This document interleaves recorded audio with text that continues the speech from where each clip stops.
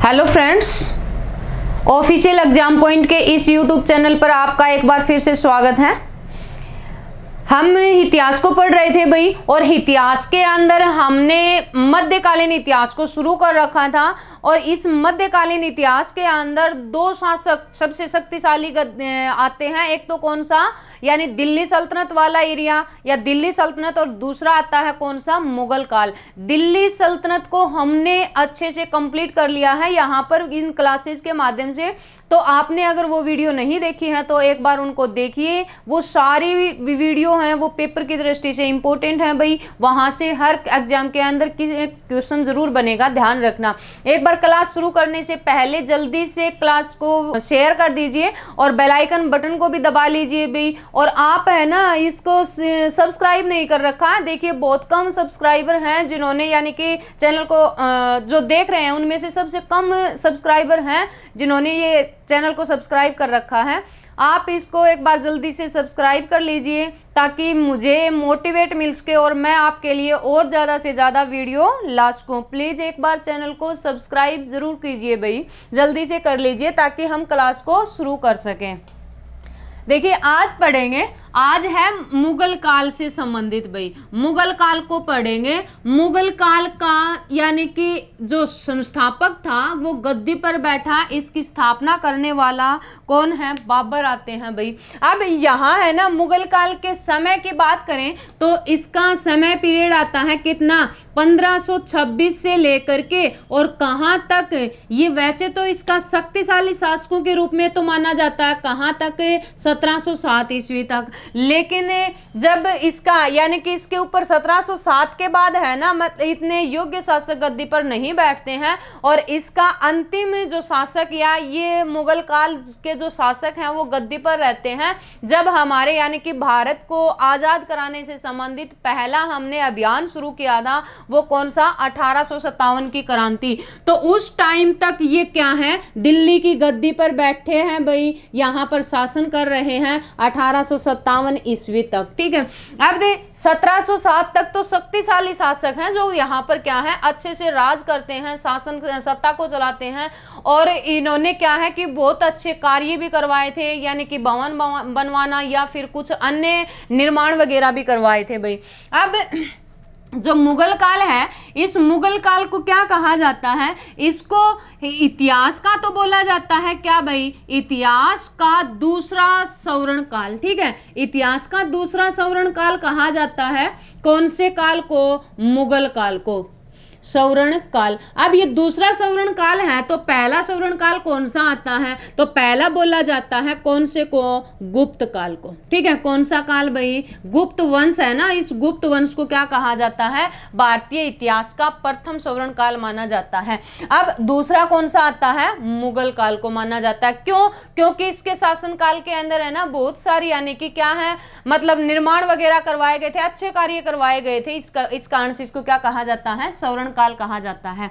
अब देखो ये तो था इसकी यानी कि जो मुगल काल है इसकी स्थापना करने वाला कौन था, कौन ऐसा व्यक्ति था जिसने इसकी स्थापना की थी, तो इसका संस्थापक माना जाता है कौन भाई, बाबर, ठीक है। बाबर क्या है, इसने क्या की थी, मुगल काल की नींव रखी थी भारत के अंदर, उत्तर भारत के अंदर दिल्ली की गद्दी के ऊपर क्या इसने राज किया था। और इसके बाद इसका बेटा बैठेगा गद्दी पर, ठीक है। ये 5 तो इसके जरूर नाम याद रखने हैं, कौन कौन से यहाँ गद्दी पर आते हैं। सबसे पहले आता है कौन, बाबर, इसके बाद इसका बेटा आएगा, इसके बेटे का नाम क्या है भाई, हुमायूं। और इसके बाद गद्दी पर आएगा कौन है,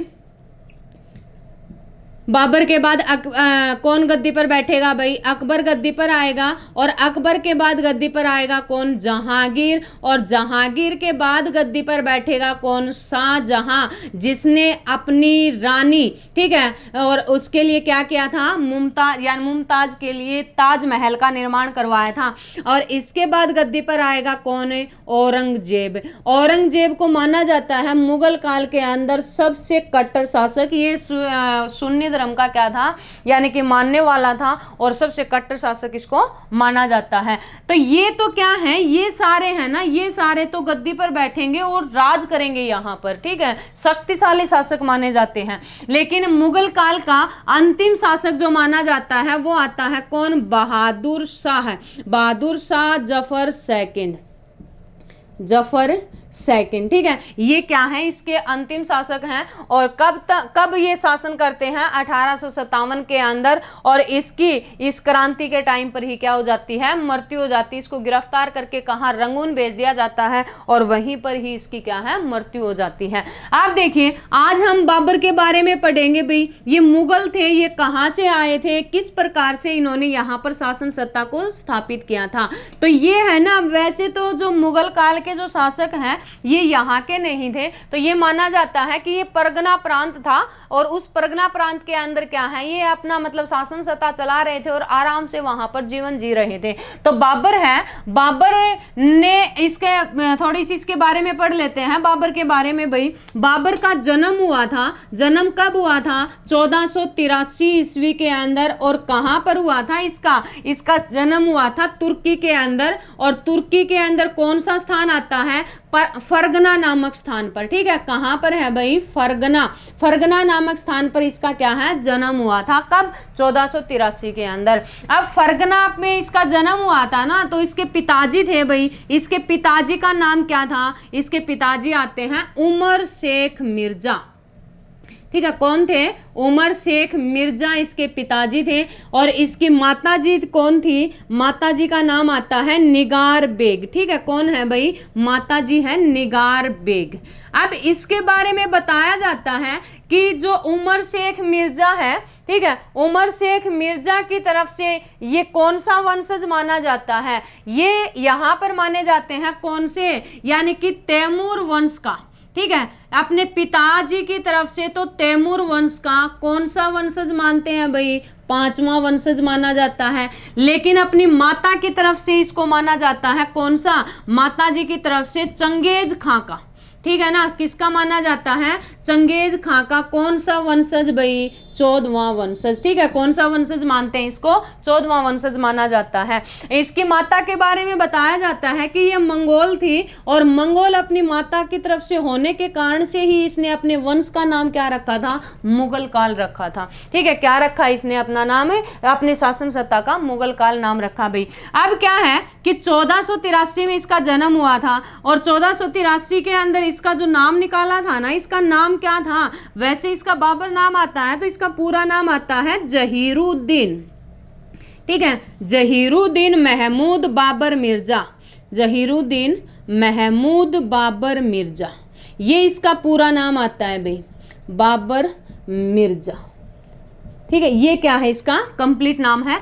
अब बाबर है, इस बाबर ने क्या है कि 1400 यानी कि ये कितने 11 वर्ष का था, 1494 ईस्वी के अंदर इसके पिताजी की क्या हो गई, मृत्यु हो गई। अब पिताजी की मृत्यु हो गई 11 वर्ष की आयु में, और 11 वर्ष की आयु में जब इसके पिताजी की मृत्यु हुई ना, तो ये गद्दी पर बैठ गया। और गद्दी पर कितने साल की उम्र में बैठा भाई, ये 11 वर्ष की आयु में। लेकिन कब, 1494 ईस्वी के अंदर, ठीक है। कब गद्दी पर बैठा है ये, 1494 ईस्वी में गद्दी पर बैठा।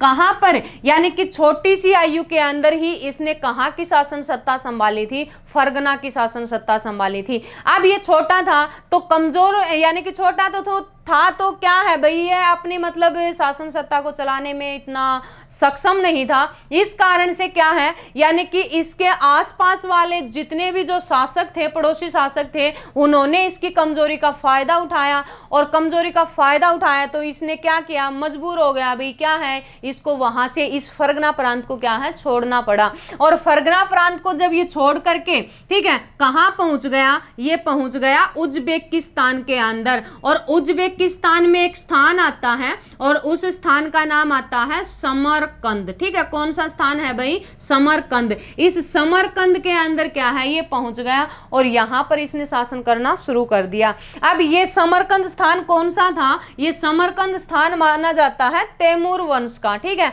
और तैमूर वंश के अंदर तैमूर लंग था ना, उसकी राजधानी थी ये समरकंद। तैमूर लंग की राजधानी थी कौन सी भाई? समरकंद। तो यहां चला गया ये तैमूर लंग की राजधानी के अंदर। ठीक है, इस पर इसने अपना यानी कि शासन सत्ता क्या कर दी, यहां पर चलानी शुरू कर दी। अब इसके बाद बात आती है, समरकंद तो पहुंच गया ये, लेकिन यहीं पर ही ना इसने कितने साल, लगभग 8 साल शासन किया है। कहां पर? यहां इसी समरकंद के अंदर कितने साल रहा ये?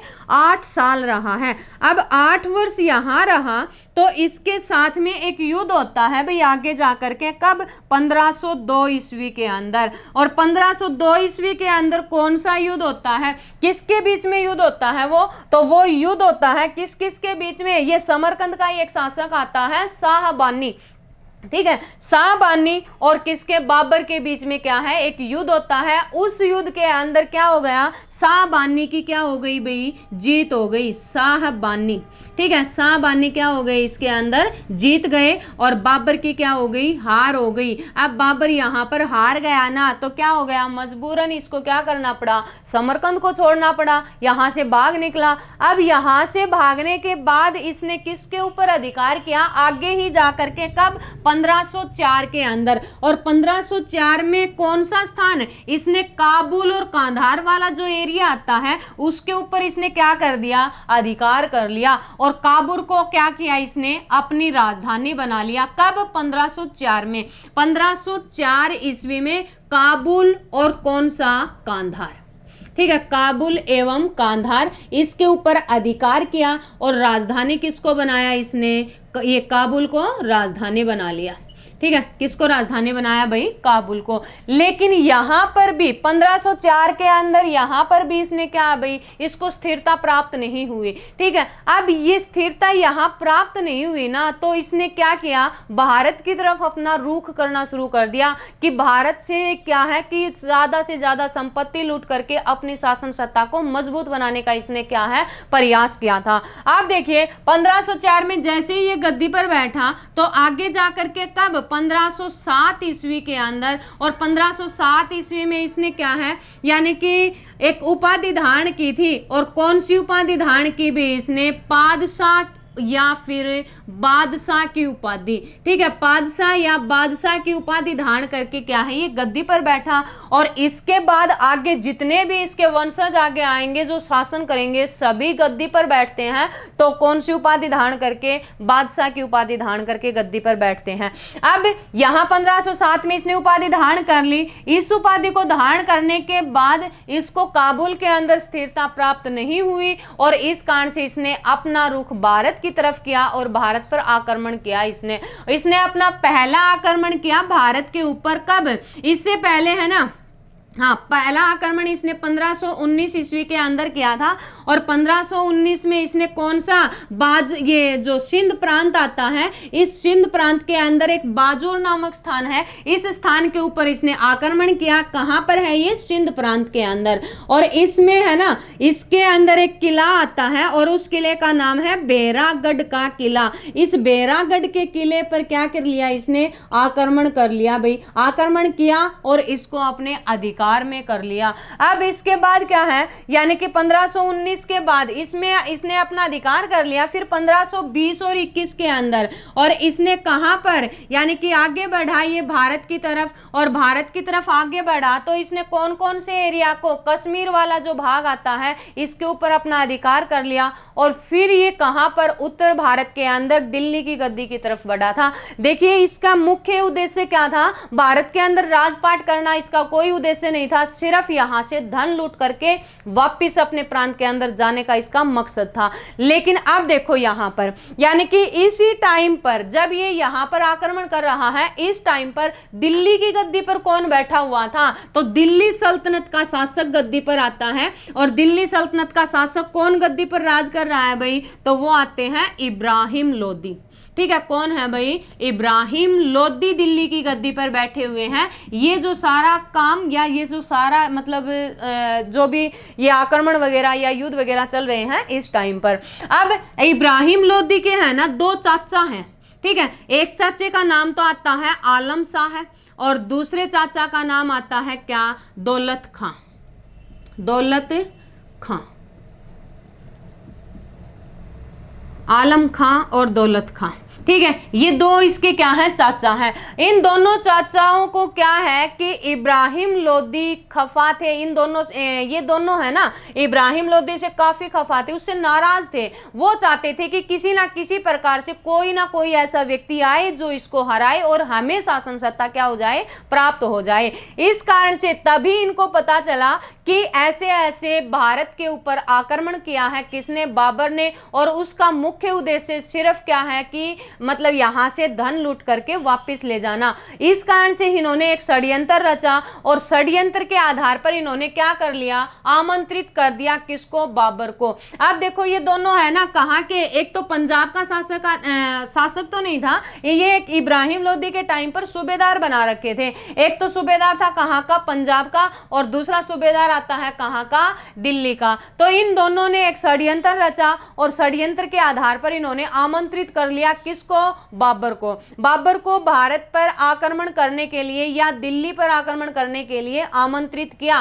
किसने? इब्राहिम लोदी के चाचा दौलत खां और कौन आते हैं? आलम खां या आलम शाह के द्वारा। अब इसने यानी कि इन्होंने मतलब किया तो क्या था? इन्होंने सोचा कि इसका तो मुख्य उद्देश्य क्या है कि धन को लूट करके वापस जाना और शासन सत्ता तुम्हारे हाथ में आ जाएगी। लेकिन बात क्या है? उल्टी हो गई। जैसे ही इसने आक्रमण किया उन्होंने साथ दिया बहुत ज्यादा और फिर क्या है वो शासन सत्ता भी उनके हाथ में नहीं आई। और उस टाइम पर क्या है? बाबर का मन बन गया दिल्ली के अंदर या भारत के अंदर स्थायित्व रूप से निवास करने और राज करने के लिए। अब देखो अब इन्होंने आमंत्रित किया ना, तो कब आमंत्रित किया था इन्होंने आमंत्रित किया है 1526 के अंदर। कब?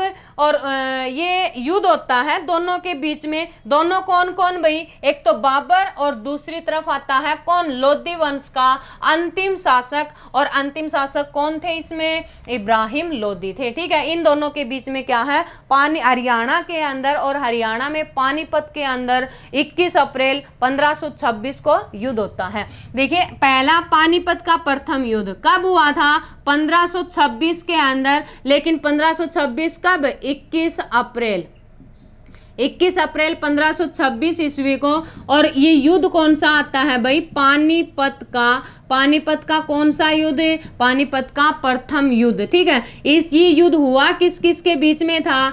एक साइड में तो कौन थे? बाबर थे और दूसरी साइड में कौन आता है यहाँ? इब्राहिम लोदी, ठीक है। कौन है भाई? इब्राहिम लोदी है। अब इस युद्ध के अंदर क्या है? जीत किसकी हुई थी? बाबर की। लेकिन साथ दिया था किसके द्वारा? ये दोनों सूबेदार कौन कौन? उसके चाचा इब्राहिम लोदी के और आलम खां और कौन है? दौलत खां।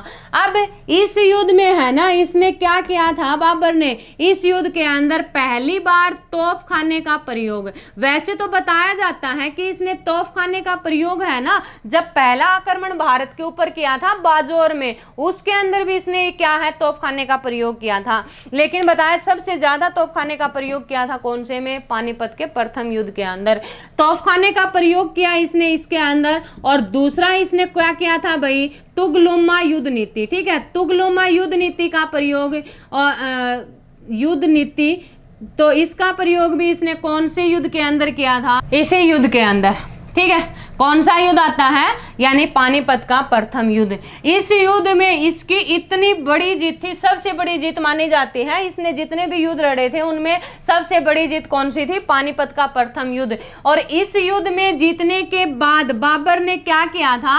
अपने जो यानी कि सेना थी या फिर अपने जो प्रांत के जितने भी व्यक्ति थे प्रत्येक व्यक्ति को चांदी का एक एक सिक्का दिया था। चांदी के सिक्के बांटे थे किसके ने भाई? बाबर ने किसने, किस युद्ध के बाद में, पानीपत के प्रथम युद्ध के बाद में। जैसे ही इस युद्ध में ये जीता, इसने एक उपाधि धारण की थी। कौन सी उपाधि धारण की थी इसने, कलंदर की उपाधि। ठीक है, कौन सी उपाधि धारण की है इसने, कलंदर की उपाधि धारण की है। और कलंदर की उपाधि किस युद्ध के बाद में, पानीपत के प्रथम युद्ध के बाद में। देखिए इसने एक उपाधि पहले भी धारण कर ली है, कब, यानी कि जब ये गद्दी पर बैठा था, 1507 की बात आती है। 1507 में तो इसने बादशाह की उपाधि धारण की थी और कलंदर की उपाधि इसने पानीपत के प्रथम युद्ध में सबसे बड़ी विजय प्राप्त करने के बाद में प्राप्त की थी। और बताया जाता है कि इसने इसी युद्ध के बाद में है ना एक नारा दिया था। कौन सा नारा दिया था, जिहाद नामक नारा। और ये जिहाद नामक नारा किस लिए दिया था भाई इसने, यानी कि जो सेना थी उस सेना का मनोबल बढ़ाने के लिए। ठीक है, सेना का मनोबल बढ़ाने के लिए जिहाद नामक नारा भी किस युद्ध के बाद में, पानीपत के प्रथम युद्ध के बाद में ही दिया था।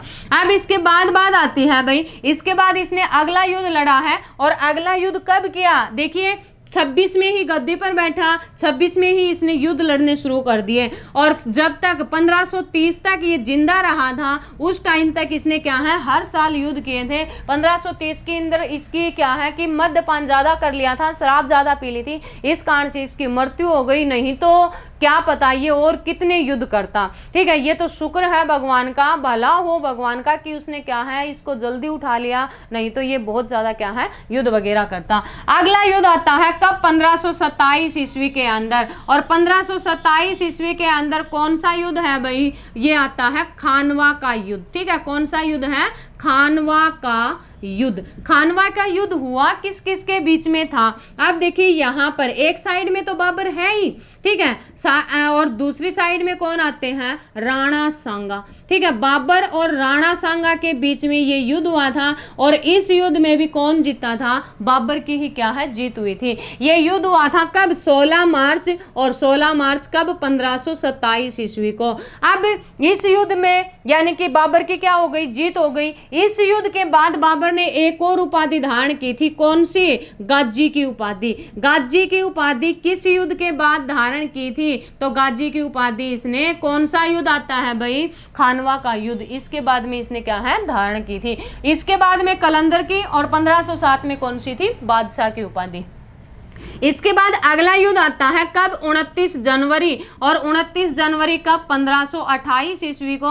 और 1528 ईस्वी में ये युद्ध कौन सा था, चंदेरी का युद्ध था। ठीक है, कौन सा युद्ध आता है, चंदेरी का युद्ध। अब ये युद्ध किस किस के बीच में हुआ था भाई, तो ये युद्ध भी होता है कौन कौन, एक साइड में बाबर है और दूसरी साइड में आता है कौन, मेदिनी राय। अब ये मेदिनी राय था कौन, ठीक है, मेदिनी राय के बीच में क्या है, ये युद्ध होता है। अब देखिए यानी कि इस युद्ध में राणा सांगा की क्या हो गई, हार हो गई। अब हारने के बाद राणा सांगा ने अपनी हार स्वीकार नहीं की थी। वो अब भी ये चाहता था कि मैं बाबर के साथ में दोबारा से युद्ध लड़ूं और उसको हरा करके यहाँ से बाहर भगाऊं या फिर उसको यहां से निकाल दूं।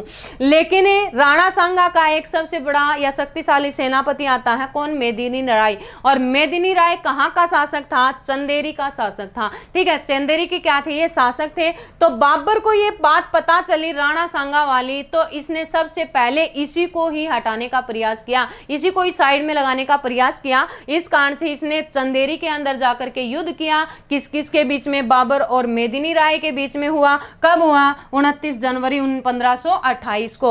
अब इस युद्ध में इसकी क्या है, मृत्यु, मतलब हार हो गई। और इसके बाद क्या है, राणा सांगा ने भी अपनी हार स्वीकार कर ली थी। अब इसके बाद अगला आता है, और अगला है कब, 6 मई। और 6 मई कब भाई, 1529 ईस्वी को। 6 मई 1529 ईस्वी को जो युद्ध होता है वो कौन सा है, घाघरा का युद्ध। ठीक है, कौन सा युद्ध है भाई, घाघरा का युद्ध। ये युद्ध किस किस के बीच में हुआ था, ये घाघरा का जो युद्ध है ये किस किस के बीच में होता है, तो ये है भाई कौन कौन, एक साइड में तो बाबर है लेकिन दूसरी साइड में कौन आता है, यहाँ आते हैं महमूद लोदी। ठीक है, कौन है भाई, महमूद लोदी है। और ये महमूद लोदी कौन है, ये अफगान का एक शासक माना जाता है। ठीक है, कौन है, महमूद लोदी अफगानी।